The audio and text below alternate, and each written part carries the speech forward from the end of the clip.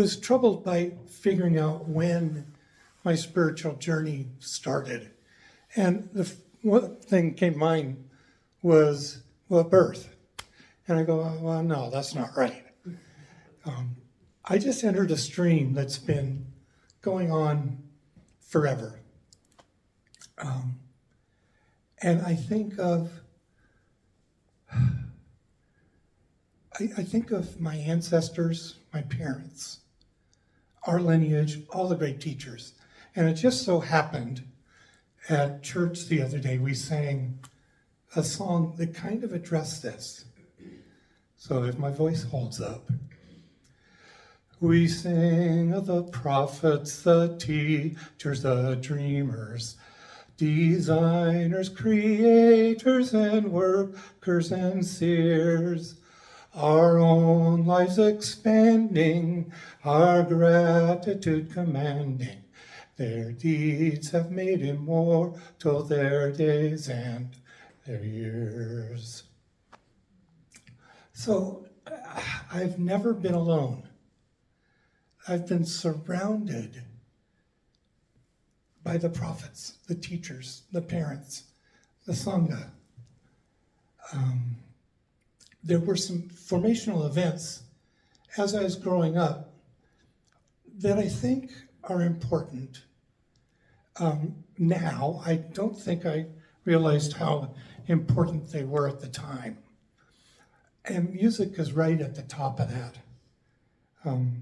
Starting, I think, when I was 5, I entered the boys' choir, started piano at 6, been involved in music basically for almost 7 decades. That experience, for me, was an opening to oneness, and that's borrowing Mojo Baker's title. That's kind of the theme of my journey as I look back on it. Another formational time was my dad was the archdeacon of the Episcopal Diocese of Idaho. And he took us on his trips when he would go east. And one of the ones that he tried to take us on, each kid individually, I have 2 brothers, was the Shoshone-Bannock Reservation. It's called Fort Hall, Eastern Washington. And going there, I was exposed to a whole different culture, a whole different way of living. The families had very small houses, typically 1 or 2 bedrooms, but many kids. And when a kid came of age, they got a junker car to sleep in. Lots of freezers because of all the fish and game. But I played with these kids and they accepted me as one. This lily white kid from Boise, Idaho. And there was a oneness with them, sitting on a fence at their rodeo, watching to make sure if the bull or the bronco came riding towards us, we would hop off in time. Easter egg hunt. Anyway, those were formational events, music and the reservation. Communion,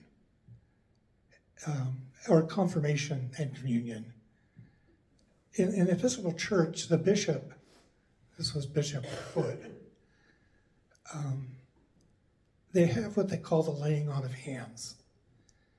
And it's a ritual that deeply affected me, and I'm not sure why. All during the classes, I don't remember any of this stuff. I don't remember having to learn X, Y, and Z. They combined it with sex ed, and I learned more from that, I think. What can I say? But walking away from the altar after receiving communion, I felt a lightness. I think that's probably what it was intended. But again, I felt part of this whole rather than apart from. And that's another theme.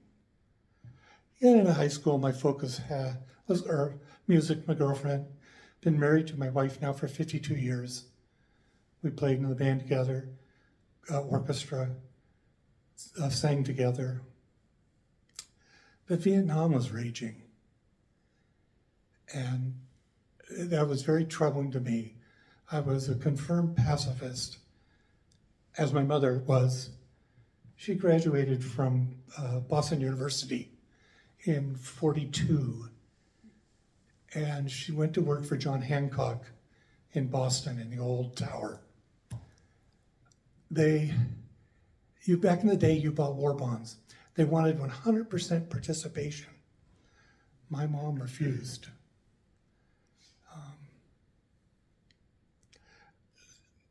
That just, I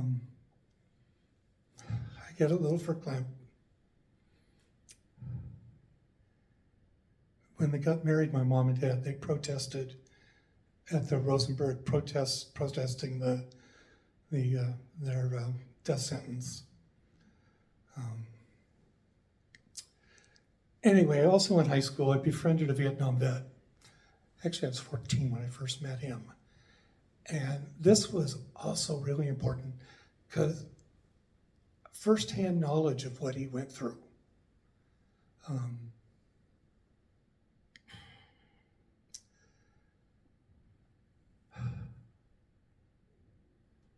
And speaking of the news, it came up earlier. Every day we saw people dying in Vietnam. We saw the self-immolation of a Buddhist monk. Early on in the war, actually. I was taking classes at St. Mark's Cathedral in Seattle on how to be a conscientious objector. And that was another case where this whole group of guys came together as one in their commitment to peace. So I was committed either to go be a CO and do alternative service, or Canada, or jail. I'm not sure of the final two which one would have won out. Ended up in UW studying sociology because music was denied. They said there weren't going to be any jobs. And then I found out sociology major meant I could sell insurance. That wasn't me. So I actually left the U and went into medical electronics. And that was providing service, mostly in lab equipment, but also patient care equipment like monitors and defibrillators. That service work was important too, because I had made connections with those people. They made me a manager, and I lost those connections. I had connections with the people under me. It wasn't the same. During this time, we also built a house. My wife's father was a contractor, builder. We drew the plans ourselves. We dug the foundation. We only had a couple things that we didn't do. But it was really a family effort. And again, a oneness, a joining together. If y'all remember the movie Witness, and they had the barn raising, Saturdays at our house was like that. My wife made sandwiches, and everybody was out there either hammering nails or painting or digging a ditch.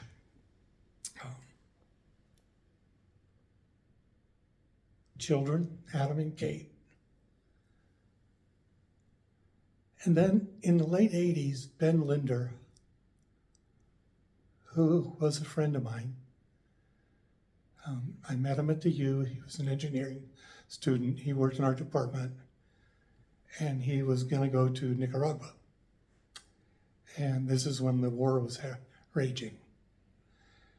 And he was going to build, and did build, in little streams, hydroelectric plants for just a tiny village. They never had lights or anything. He was on a hit list by the Contras.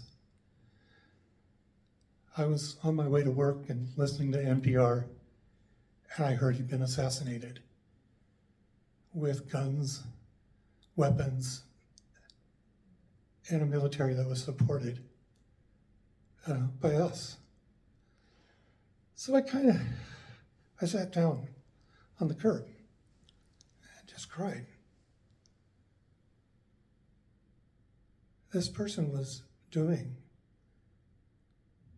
the best he could do, and he was becoming one with those communities. He was also a clown. I literally, in clown get-ups. There are memorials to him all over the place in Nicaragua. Anyway, I became a political animal, working in political campaigns, becoming part of the party, central committees, Snohomish County Central Committee, and I got really discouraged because I found out the goal was all about winning and not about policy. And there was not that connection, deep heartfelt connection. So I returned to my studies at the U in the evening, and my major, get this, was gender, ethnicity, and culture. And it was what I designed myself. And I took classes on women's rights, women in the law, Native American rights, Native American literature, all sorts of things that opened my eyes. And it came together with when I was a young kid on the reservation.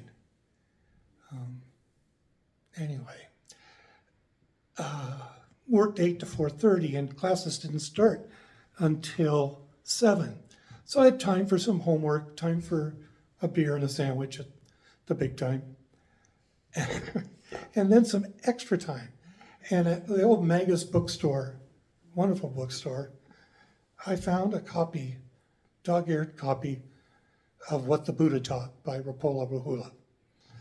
And, excuse me, had some connection with Buddhism before this, but not for any depth.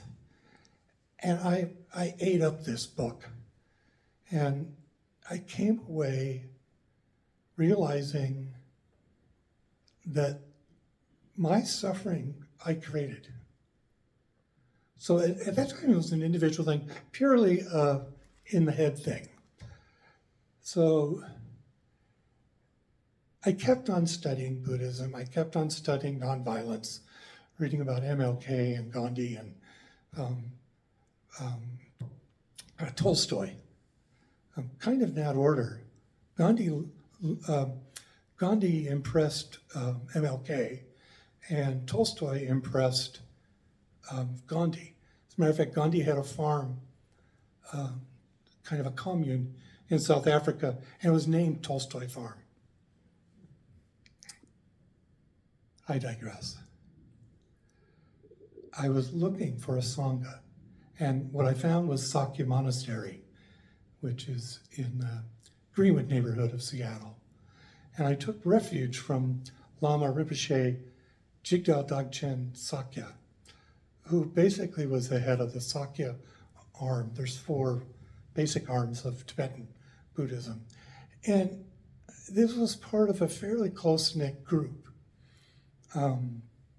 This monastery actually did have monks there from Tibet and also from the US. But what you do, at least in this monastery, was they give you empowerments to do these different practices like Chenrezi. Oh, we don't say Chenrezi. Avalokiteshvara is how they pronounce that. But Chenrezi is that. Or another one that I took was Sarasvati, which is the Bodhisattva of the arts and music. And so you learn these things and you have mantras. And that's, You do that either individually or at special times at the monastery. I heard about Cloud Mountain at Sakya Monastery. And now it's down in kind of southwest Washington and is more of a Vajrayana, or they do basically the Vipassana retreats. But these people were doing that and mixing it with their Tibetan Buddhism. So I began kind of an exploration of myself with that and had a teacher there named Heather Martin for many years. And I'd go for 5-day retreats down there, 10-day retreats up on Samish Island. But within that time, looking for myself and what I was wanting to be with myself, there was a oneness with everybody else that was practicing. So my heart was in this greater universe. Heather had a poem that she loved by Heifetz called Dropping Keys. The small one builds cages for everyone he knows, while the sage, who has to duck their head when the moon is low, keeps dropping keys all night long for the beautiful rowdy prisoners.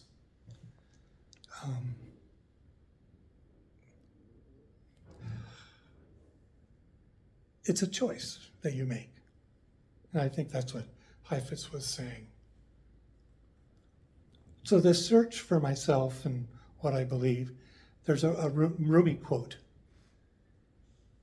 I searched for God and found only myself. I searched for myself and found only God. I probably another paradox.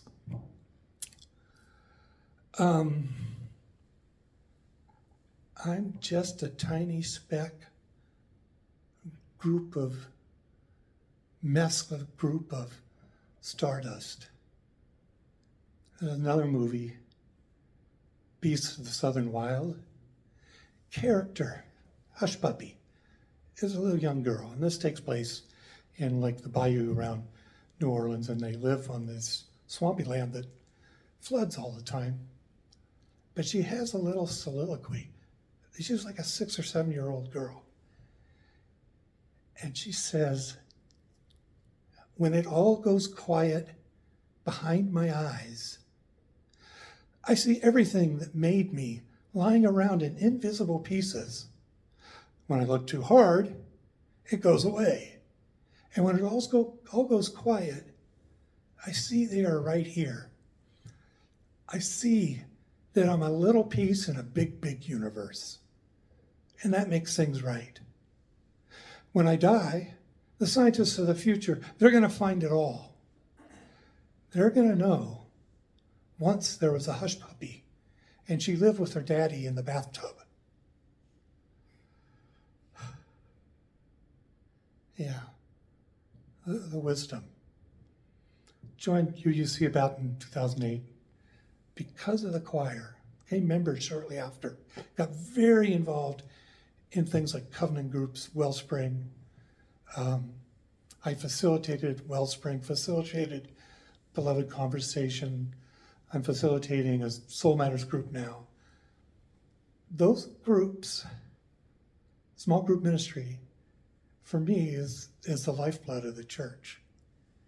And it's where people really get down deep and speak their truth from the heart. And they provide spiritual deepening for everyone in them. When I sing, I'm connected to who's listening and to myself. Who? Is that mutual, what was the word? Mutual reciprocity. So I stood up and sung for our service of solace and sung a song so deeply from my heart that I was moved. And a lot of people told me to, but I was at one with the people I was singing to.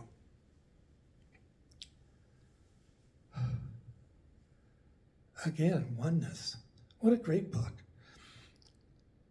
I've joined the care team. And that involved putting others first. Not just the team, but the people we worked with. I had occasion to visit with a husband whose wife died suddenly. And I was there just to listen or help where I could. I actually helped him find natural burial. And then this person's best friend lived across the street. And I went to talk with her. And I sang to her. And I think I made a difference in myself and in her. And going home, I thought what a gift it was that I had this opportunity.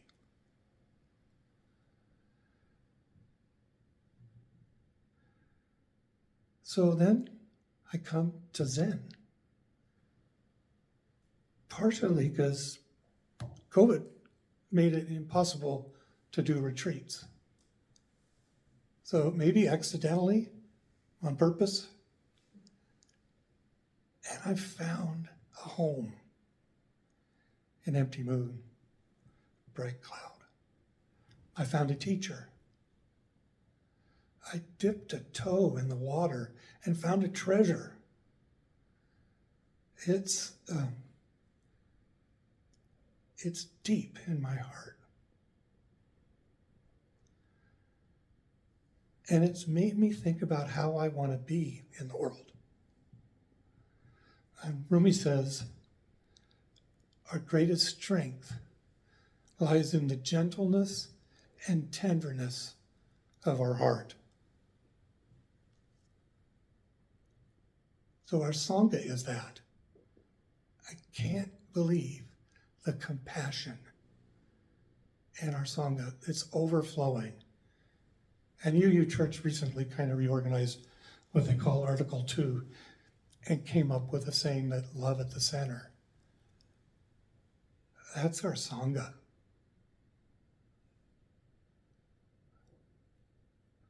I'm kind of, in learning about this then, I'm reminded of Emerson, Waldo Emerson's essay Circles, from which I probably am getting a meaning that's different than what he intended.